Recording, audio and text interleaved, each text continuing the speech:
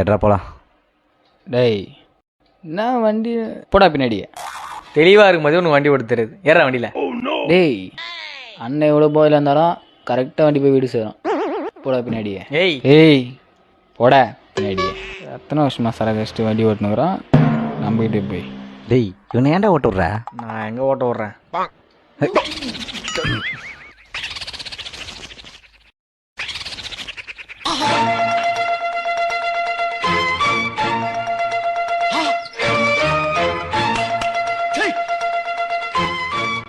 டேய்